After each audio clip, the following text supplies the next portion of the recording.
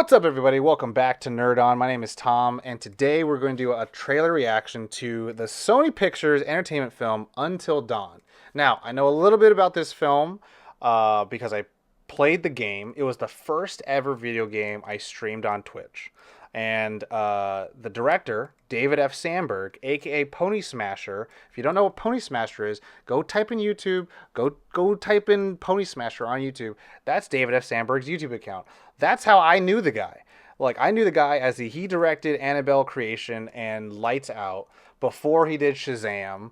And the dude is a complete, utter mensch. Awesome dude who's just like chill, wholesome, talks about how he develops things. He like did like a 1 minute short film, or 1 minute horror film, or 30-second horror film, and it won like a bajillion awards. And then after that, he was like, hey, look, this is how I did it, guys. This is my wife. This is the hallway. This is like, he's just like that guy. He's the guy who's just like, I don't need to, hold on to the gold. I'd rather everyone learn how to do this because it's cool to make stuff like this. And I have such respect for the dude. Definitely saw him running around here in LA, and I just saw him. I was like, what's up, dude? He was like trimmed out. I was like, he's getting ready. A lot of people give him flack, and I'm like, nah, man. He's a real one. He's a real one. But Until Dawn, horror game. Sony, obviously, I think, developed the game or got the rights to the game, but it's from a particular production company or studio where they do a lot of live action, cinema gameplay, reaction timey, choicey base. Rami Malek, Hayden Panettiere, and then the one homie who's a twin who's from In a Heartbeat and also Iceman. I forget his name every time I see him, and I feel bad because I liked him growing up as a kid. They were in the game, but I did see that they were doing an adaptation for this movie, so we're going to be reacting to it. I didn't see the trailer because I wanted to hold off because I have actually quite a bit of invested interest in this, so there is going to be like this, I want this to be good, I want this to be successful because it's a game that I like and it's a director I like. All the reactions I have here may not be big, but they're going to be real. And then afterwards, we're going to be talking about how I feel it's going to go. It's really weird because it's a choose your own adventure decision based game, so I don't know how they could translate that in a movie. I know Netflix did the Bandersnatch, which I did not think it was smart at all. A lot of people were like, oh, this is crazy, and I'm like, I've played a lot of those choose your own adventure kind of things, and they're all like live acted with human actors who are like portraying my decisions. So that whole concept is not new to me. I think everyone's like, oh, but it was cool that it broke the fourth wall. I was like, Black Mirror has always broken the fourth wall. So I mean, like, it's all very metatextual and self, aware. But anyways, enough about that. Let's go ahead and watch the Until Dawn trailer from Sony Pictures Entertainment.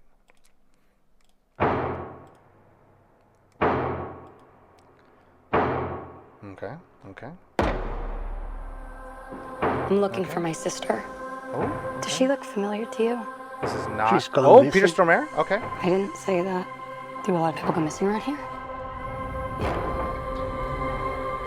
Up the road. That's why people get into trouble. Ooh. Those were the first people here in years. Looks like it too. Weird. That's iconic.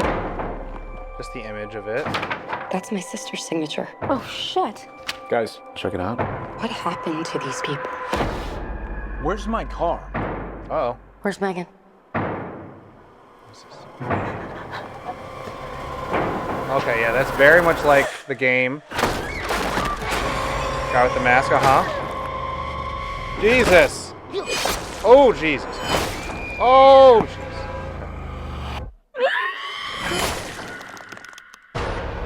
Ooh. What the fuck just happened? We all got fucking murdered. And now we're here again. So the night is just gonna repeat itself. I Until don't Dawn. remember that happening last time. Ugh. Oh, no. Ooh, we don't like that. Oh, okay. Okay. Ooh. Holy shit. Every night, something new is trying to kill us. Oh. What is that? Yo. Is this better, How Cabin many in the more Woods? deaths do you have in you? Nobody's made it past 13 nights. If we want to survive, we have to make it until dawn. No, no, no. What is that? Oh. Yep. Those are the, He's getting I'm just gonna grab it. Don't move. Oh, God. Oh, what? Is it gone? Yeah, it's gone. What? Ooh. Oh, my face! Ooh. Jeez. Okay. Until Dawn trailer. Okay. What else does it say? Coming soon to movie theaters. I'm gonna watch it. I'm gonna watch it. I said, is this better Cabin in the Woods? A lot of you might say that's blasphemy. It's a hot take. It's a hot take. I just found that Cabin in the Woods said, what if the horror movies were contrived by a corporation that would appease a god? And then they were like, we're so smart.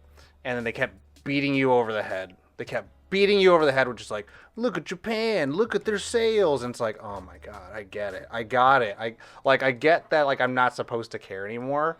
And then they're trying to break the tropes, and you have the guy who's like Shaggy, and then the final girl who's just like, screw it, let's just end the world. And they're like, that's the subversion. So it's like one of those, like, I don't know. It just felt like it knew it was smarter than the average bear, but then it kept pissing in its own mouth, being like, I'm so smart. Well, this looks like, cool. We're going to be within the genre. We're bending the genre, but we're still within it. We're not smarter than the genre. We're just trying to be creative with it. I think that's fine. I think when movies feel that they're smarter than its own genre, and they're not trying to do anything more with it, it gets a little irritating for me. But outside of that, I mean, very different than the first Until Dawn game, which I'm pretty sure there's only one game, but the Man from Medan and Man from Medan, right? That's what it's called. And then the other games of that ilk, they all, it's teenagers and they're on some kind of getaway and bad stuff happens. Until Dawn, there was a murder that happened and they go to some like cabin in the snowy woods and someone dies, and then a year later they come back to kind of honor the death, which is weird. Why would you go back the night of when it's like terrible wind conditions and stuff like that? Who knows? But this one, it's interesting. They're already on a mission. They're looking for somebody went missing. So it's like we have the intent to go, and then everyone's generally good looking, which is exactly how the cast should be. They all look like CW good looking people. And yes, there are multiple ways people can die. There looks like a lot more active killers in there, because in the gameplay that I went through, you could have killed somebody and you found out that you didn't have to. Technically in the game, spoilers, no one needs to die. Like, you can get through the game with no one dying. I had like 3 people die.